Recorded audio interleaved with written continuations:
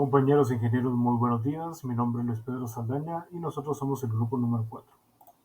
A continuación se explicará el centrado de piezas irregulares en un mandril de 4 mordazas independientes. Dicho mandril se utiliza para sujetar piezas cuadradas o con formas irregulares, así como piezas de trabajo redondas.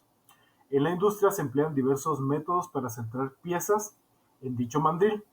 Sin embargo, en este caso se va a utilizar el método mediante el gramil, el cual es el reloj de centrado. En este caso vemos que la figura tiene las letras A, B y C. A para este caso van a ser las mordazas, B va a ser el cuerpo del plato y C van a ser los anillos guías. Para este caso las mordazas del plato se montan en el cuerpo del plato como se muestra en la figura. Se ajusta el huesillo del torno en posición neutral y se fija las mordazas a un diámetro ligeramente mayor al de la pieza que se va a trabajar. Se utilizan los anillos maquinados de manera concéntrica en la cara del plato, como una guía para acomodar las 4 mordazas a igual distancia del centro de un plato, en el caso de ser una figura cuadrada o redonda. O se utilizan las mordazas, se ajustan las mordazas según la geometría de la pieza a trabajar. Para el paso número 2 tenemos que las mordazas que se utilizan en el plato tienen resaltes en la superficie de agarre para una mejor sujeción de la pieza. Utilizando de referencia la imagen del lado izquierdo, vamos a montar la pieza, que en este caso lo vamos a designar con la letra D, en el plato que habíamos designado anteriormente con la letra B.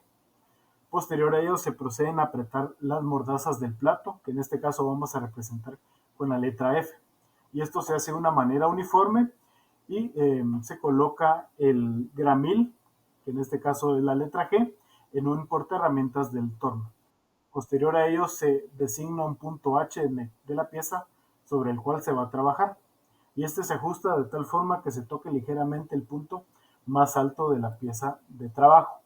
Para piezas irregulares, como es el caso del paralelepípedo rectangular que se encuentra del lado derecho, se va a realizar una marca de referencia de la cual va a servir para realizar la sujeción concéntrica respecto al centro del plato. Vamos a ajustar las mordazas de tal forma que las medidas que se deseen trabajar no varíen más de 2 milésimas, las cuales son las varianzas permitidas para este tipo de trabajos. Para el paso número 3 vamos a girar manualmente el plato de mordazas hasta que el brazo indicador se mueva en sentido contrario al de las manecillas del reloj y llegue a la medida más baja en el gramil. Posterior a ello vamos a apretar o aflojar los piñones según sea necesario. En este caso hay que tomar en cuenta lo siguiente. Si aflojo el piñón J, debo de apretar el piñón del lado opuesto. Volvemos a repetir el procedimiento de girar nuevamente el plato de mordazas y aflojar o apretar según sea pertinente. Esto se hace hasta que se logre la excentricidad total dentro de la varianza permitida.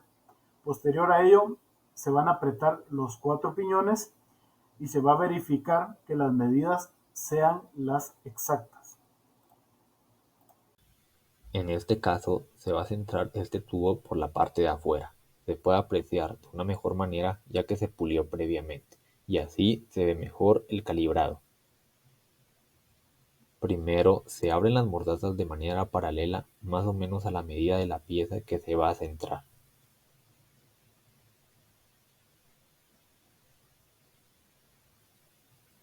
Al decir de manera paralela es referencia a que se va a abrir las mordazas a la misma distancia, nunca una más que otra, al menos que lo que se vaya a centrar sea una pieza excéntrica.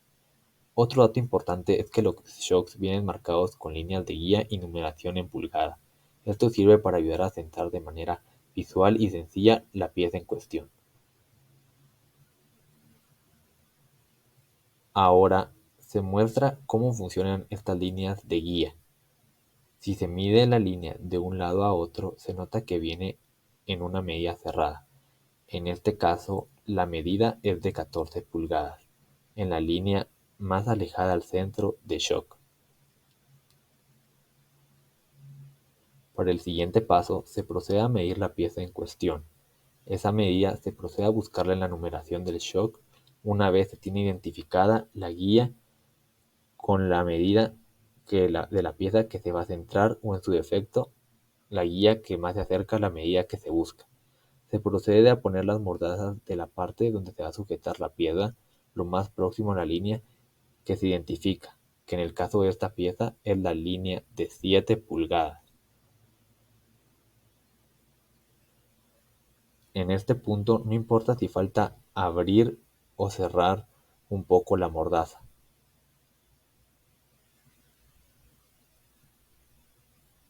Una vez que se abren las mordazas a la medida aproximada que se necesita, se procede a meter la pieza, pero en este punto aún la pieza no está calibrada. El siguiente paso es acercar el carro del torno. Y acercando la herramienta a la pieza, se podrá notar de manera clara cuando la pieza se acerca o se aleja de la misma herramienta. Lo que se realiza es girar la pieza hasta encontrar en el punto donde más se acerque a la herramienta. Una vez hecho esto, se vuelve a girar hasta encontrar el punto donde más se aleja de la herramienta. En este caso, la mayor separación que tiene la pieza respecto a la herramienta es de 2 milímetros, por lo que estos 2 milímetros se deben de repartir apretando y aflojando las mordazas. Es decir, se deben de repartir 1 milímetro por cada lado. Aproximadamente entonces se gira la pieza en el punto donde más se aleja. Se afloja la mordaza de este lado y se aprieta la mordaza contraria. Pero no mucho, poco menos de un cuarto de vuelta. De esta manera se centrará más exactamente la pieza que se está calibrando. Y así, poco a poco, este proceso se debe de repetir una y otra vez hasta que salga. Se gira la pieza, se identifican qué partes se alejan más de la herramienta, se reparte esa apertura entre los dos lados con las mordazas. Hay que recordar, menos de un cuarto de vuelta. Es muy poquito lo que se tiene que girar para empezar a calibrar. Si se gira mucho la llave, se estará descentrando y por consiguiente nunca quedará bien. Hay que tener en mente que esto es un proceso y que no se aprende de la noche a la mañana. Se tiene que practicar mucho para poder dominar de manera correcta.